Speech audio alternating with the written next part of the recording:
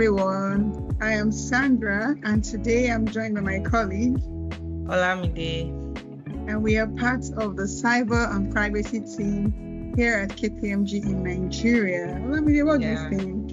I'm very excited. Yes, I'm very excited that we are finally doing this. That we are sitting down to record the data privacy podcast. It's exciting times, I tell you. Absolutely. I totally agree.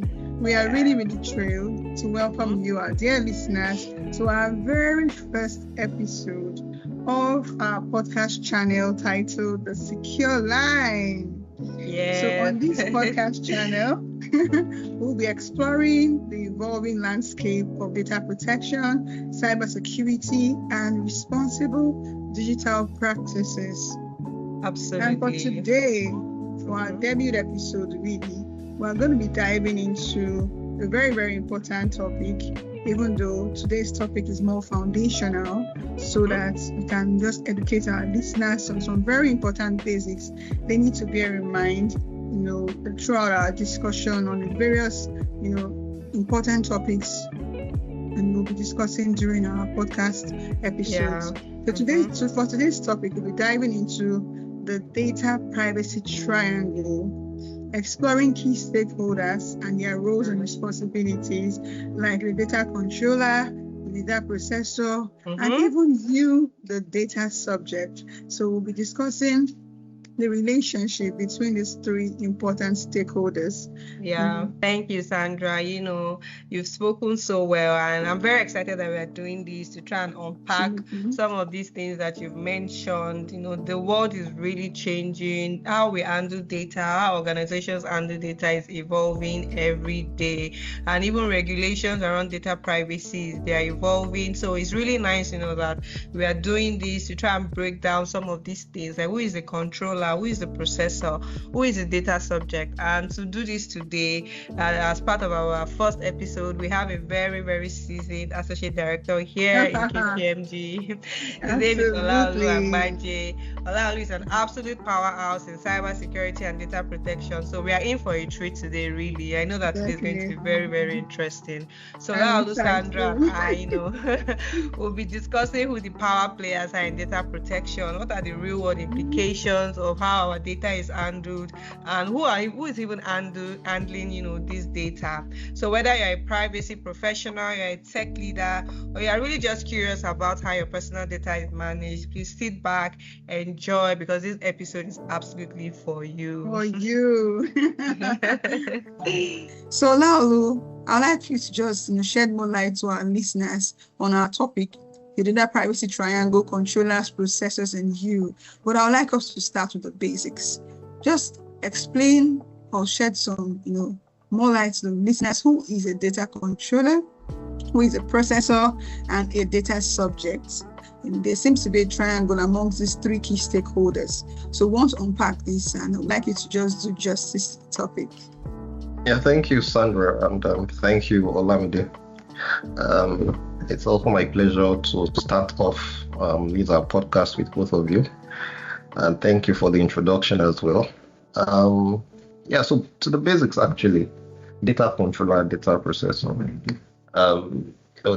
When I think about it, answering the question seems very simple, right? And if we're to reflect on answering such a question, back in the day, we just use idea and say, a data processor is someone that processes data. A data controller is someone that controls it. And the worst case is that you'll get some marks. You won't get the full marks. But if you answer that this way, you'll probably not get any mark, because it's really far from that, right?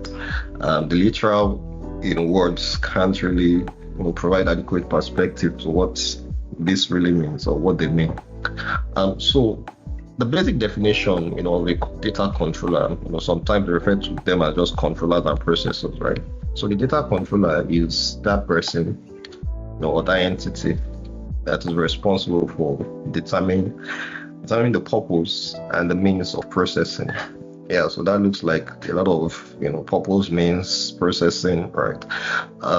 Simple way of putting this is determines the why and the how, and even the what of processing data. So what they use data for, anything they use data for, as an organization, as an agency, private, public institution, as long as they collect personal data and use it, and determine the how and the why, of that data usage, they constitute or can be categorized as data controllers, right? So when you look at data processors, right, data processors are the ones that the controllers would have to engage. For a processor to exist, it means that a controller already exists, right? And the processor is the one that acts on behalf of the controller. So essentially saying, company A needs to use data in a certain way. They've determined the how and the why of the personal data usage. They contract company B to help them in performing certain activities on that data. So company B becomes the processor. They have to act based on the instruction of company A, right? So it seems as straightforward as that, but underlying all of this is what I'll call perspective, right? Perspective simply means, depending on what you're looking at relative to where you are, the definition can always change. And that's an interesting one for our listeners, because it would seem as if this thing you just defined seems pretty simple, right? Someone makes a decision, is a controller.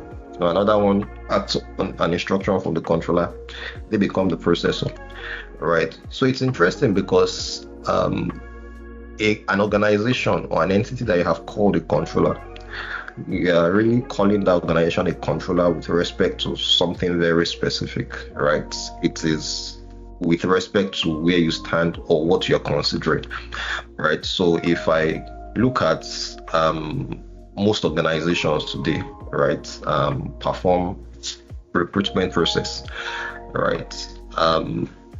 In performing that recruitment, they are seen as controllers for the most part, right? They collect data, right? They can contract another agency to support them with that recruitment process. That agency becomes a processor. Well, that processor agency, you're calling them a processor with respect to this, supporting company A in hiring staff. But that company B that is a processor, inherently, because they also have staff that they have employed, they're also controllers, right? But in providing the service, they become processors. And that's why I said that as simple as it is, it's relative. So you have to have that perspective to say, okay, with respect to what am I saying this is a controller? With respect to what am I saying this is a processor? So that's really the perspective that you have to always consider, right? In saying this is a controller or this is a processor. So I'll leave it at that. Thanks. Yeah. Oh, thank you very much for that robust, explanation, on the dichotomy between these two, stakeholders, really.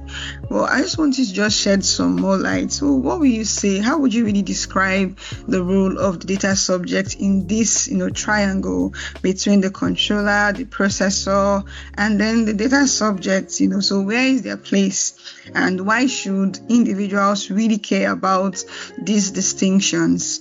So just shed some light on this so that our listeners can understand, this triangle and maybe help them unpack it. Yeah. So the data subjects are really the ones at the heart of processing data, right? Because they are the owners of the data, if I can use that word, right? They are the ones who have provided the data, so it's theirs essentially, right? So if I go back to the initial example I gave, company A tries to initiate a recruitment process. It is individuals who are called data subjects who provide their data to company A. Even though they want, they are seeking employment, they have provided that data to company A. So they are essentially the data subjects, and it is because of them that the laws, for the most part, around data protection are being enacted, because you want to be able to protect the rights and freedoms, amongst other things, of the data subject. So at the heart of it, you want the data subject to the data that they have given, you want them to understand that they have certain rights and the data is really supposed to be within their control. So, as much as they have given that data for a purpose to an organization, the use of that data has to be within, the confines of certain controls or regulations. And that's really why, we have regulations, protecting and, controlling or safeguarding the use of personal data today. So at the end of the day, you have the data subject at the center of it all, right? The data controller stands as the one that makes the decision. Why do we need this data in the first place, right? How do we want to process this data? So the why will determine the kind of data that they collect, from the data subject, right? How much data will they need to achieve the objective the data subject will provide to them. When the controller considers the how do I want to process this data? In answering that question is most likely where the processors will come. Oh, I want to be able to do this on the data. I want to get this out of the data. In certain instances, they will need to engage, a third party, provider. Or I want to even host the data on the cloud, right? A cloud service provider, would then be the ones providing storage for the data, and that's essentially is them also processing the data. That's the cloud service provider. So that's essentially the triangle. The controller has a direct relationship with the data subject, right? The processor does not have a direct relationship with the data subject. So for the most part, the data subject might not even know all the processors that exist, but they know the controller that they have given that data to. So at the end of the day, if they have concerns, if they want to exercise their rights, they of course go to the controller, and the controller will then be the ones to engage the processor where required. So that's really the interplay, when you think about those three. Yeah. Oh, thank you very much. I think one key takeaway from this for me is that you said something. You said the controller has a direct relationship with the data subjects. That's very key, very key. Olamide, what do you think, about the discussion so far? Yes, thank you, Laulu. That was very insightful, and you're right, Sandra. And I hope our listeners that are data subject have a better understanding of the role that they play in this triangle now. So, Laulu, I want to ask, I know you have a bit of experience in data protection, working with organizations. So your experience, do you think that organizations like those that act as processors, those that act as controllers, do you think they understand their role in with regulations? We have regulations in Nigeria. We have the Nigeria Data Protection Act, and we also have the GDPR. So do you think organizations adequately understand their role under these regulations and laws? Yeah, thanks. So the question on whether they understand their role is an interesting one, right? Me to reflect on a few projects I've been on, and you would notice for some of this project, you notice the growing level of maturity with each passing year, right? And it's also a function of how much those in charge or those responsible have paid attention to data protection, right? The more they pay attention to it, and it's always very interesting because when you start out, it seems it's pretty basic. What's really all this about, right? It doesn't look like anything out of the ordinary because they feel like, we always use data, so at best it's just to comply. But when you get into the details, right, and begin to unearth what exactly is happening and the relationship between these organizations and maybe their processors, in a few instances you would even have the concept of joint controllership coming up, where an organization is saying, no, I'm not the controller for this processing. I'm just I've outsourced it to someone else. And that reminds me of one of the experiences a few years ago. So there was this organization I was working with, doing an assessment of data protection assessment for them, and they had outsourced a scholarship application process to another entity. right? And so because they had outsourced it, we said, well, guys, you are the controllers. You outsourced it, but doesn't mean that you are not the controllers for this processing. And they said, no, we don't want to take the risk. We are not the ones in charge. We have given another entity to do everything that they should do. We are just in the background. Just come to us and give us the short list of the candidates, for scholarship. We are not, this thing is not us. We are not responsible. So we said, okay, we understand your perspective, but let's go back to, the first principles. Let's see the contract. Within the contract you have with this third party, how have we defined your relationship as far as this data processing is concerned? And from the contract, it was clear that, this company A, the organization I was assessing, they had essentially given instructions, to company B as to what they want them to do as far as processing this data and collecting data is concerned, right? And so it brings to mind that, they are trying to position themselves in a certain way, but fundamentally, based on how they've established this relationship, they have also given those instructions. I remember the definition we've said, right? The processor acts based on the instruction of the controller. So they are the ones that have, the controller has, they have, conceived the vision as to how they want to process data, how they want to collect the data, and they have started, another entity with that responsibility. But still, they feel that they are not the controllers. That in the face of it, the data subject will be saying the processor, the organization B, as the controller. And we said, well, that's not what you guys have defined. So, and I link that back to the question you asked, because, in a number of instances, it's not clear-cut. Organizations want to mitigate any risk with data processing, and to do that, they just feel like, let me outsource this to another entity. But when you look at it fundamentally, and you say, if there's a risk around personal data processing, who is going to be held responsible by the data? Who would the data subject say, is responsible for this? In the, policies you have put out to the data subject, in the terms, and conditions you have positioned in your contracting with even the processor or the second party, have you clearly defined whether it is a controller to processor or a joint controllership? So you have certain instances where this is not so clear cut, and organizations, still have to go back to the books and say, okay, how exactly is this playing out? So yes, a few organizations, have it, clarified, and the relationship is clear. But a few others, with respect to specific processing activities, they still struggle to see how, they are still being, classified as controllers when they are trying to, say they are processors. But in reality, you see that you can't really, absolve yourself of the responsibility of being a controller, because with controllership comes responsibility, right?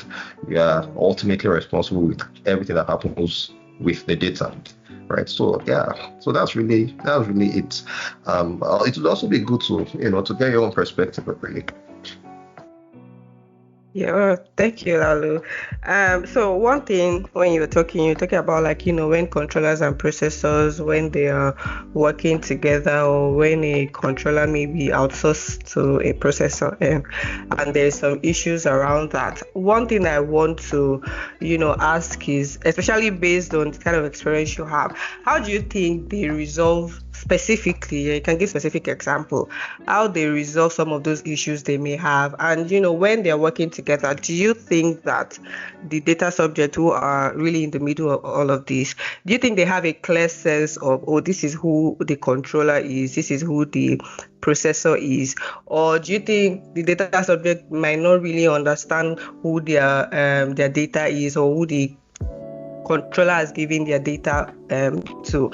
So I guess my question really is, when controllers and processors, when they're working together, how do you think they may resolve some of any issues that may come up? And if the data subject that are in the middle of all of this, if they have a clear sense of who each of them are?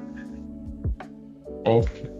Yeah. So it's always going to be the controller, who will take that initiative because of their pole position, really, right? if I go back to the example, right, where an organization is saying, oh, I have contracted a third party to handle, scholarship application processing, and this organization, between organization and this organization, they are fully responsible with everything and anything that happens, right? But in the way they have contracted, that's really isn't the case. And then when you look at the data subjects, they're also somewhat, even though the organization that is coming to them is saying, oh, we are doing this on behalf of organization A, right? They know that even if the organization is collecting it, the scholarship I'm applying for is not this organization that is giving me the scholarship. The organization that has sent them are the ones that are giving me the scholarship. So the controller will have that responsibility to go back and actually determine how that relationship should be managed, right? If they have to do that, the contracts that they have with the processor is really where to start from. And if you decide that, I want you to also be a controller for this, I want us to be joint controllers, it means that they must be able to answer certain questions, clearly in the affirmative. For example, if the second party who has been playing the role of the processor, if they feel that, we want to use this data that we've collected in a certain way, do they have the autonomy to make a decision on that? If the answer is no, then they can't be the controllers. They can't even be joint controllers, because you're saying that you as entity A or company A, you want to always be the one to make that decision. And so you have to play the role of the data controller. So the contract is where they have to go back and redefine their responsibilities as far as processing personal data is concerned. And once both of them align that this is how it is, then their actions are to be governed by the contract. So the second part of the question, which is then the data subject, so most times, again, the level of awareness is really not where it should be, right? It's still this subject is still gaining traction.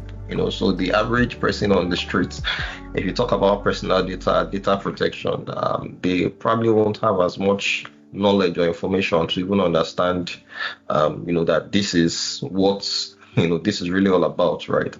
So their own perspective might just be, I give them data, they're opening maybe an account for me, or they are doing this for me, they're doing that for me. And because naturally, when you look at certain relationships between the controller and the data subject seems to be the one that is in need of a service that the controller is providing. So in their mind, it's not like as long as I want this service, I need to just agree to anything and everything that they're asking for.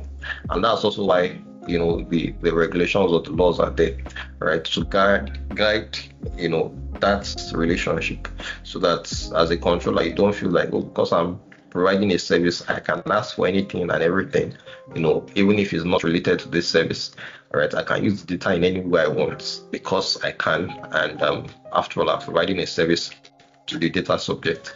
So that's really where a lot of work will still need to be done in terms of the heightened level of knowledge and awareness, such that data subjects can then see that at the heart of it is really about them, right? If it's about you and you are not aware, then it means that even if measures exist to protect you, and those measures cannot be enforced if you are not even not aware, or you are not even knowledgeable that something is going wrong and you have a way of making it right. All right, so that's really where a lot of effort is required, and of course some efforts are already being made. The Data Protection Commission in Nigeria is also doing a lot in terms of creating awareness. The Privacy Week in January, for example, is also an opportunity to create heightened awareness, using the public-private partnerships, with different organizations, just to heighten the awareness and ensure that people know what they should be looking out for in terms of their rights, and also know that that you have a controller providing you a service does not mean that they can do another as far as your data is concerned, right? You can always exercise your rights and ensure that you have a fair, there's fairness really in how your data is being used. And when you feel that even the information being provided to you is not clear, right? So if you are not sure who is actually the controller processing or in charge of this data, if I read the policy, the privacy notices, and it's just all muddled up, and I have a right to also still make a request. All right, I have a right to still make a request to say this is not clear, and then the commission also has my back to look into it. So I believe a level of awareness would also help, just to ensure that data subjects are very well brought into what is happening as far as protecting their data is concerned. Yeah. Thank you, Laulu. So yes, like you said that, data subject might not be, the level of awareness is not very high right now, but I think, it's getting better every day, and that is something organizations should look out for, which brings me to my next question. So if you had one piece of advice to give an organization regarding data protection and data governance, what would it be? One piece of advice. Yes. So how can they get it right, basically? I wish I could frame it into one piece of advice. Well, it's a mix of a number of things, but okay, let me try. I think it starts with even a level of awareness internally, right? Yeah. The organization cannot make progress until they know what is even within their custody, until they have an understanding of what they are doing with the data. That's really the starting point. And as basic as it seems, you'll be surprised that most organizations, particularly the large organizations, this is an area where they might tend to struggle a bit because it's a fast-paced environment. A lot of things are happening. You hear today, they say data is the new oil. A lot of data collection points, data touch points, digital, a lot of things happening, and organizations looking to do more with data, right? Strengthen their relationship with partners, to use data again. And, at the end of the day, the question is, do we even have a view of all that we are doing as far as personal data is concerned, right? Do we have a grip on how data is being used across the organization, right?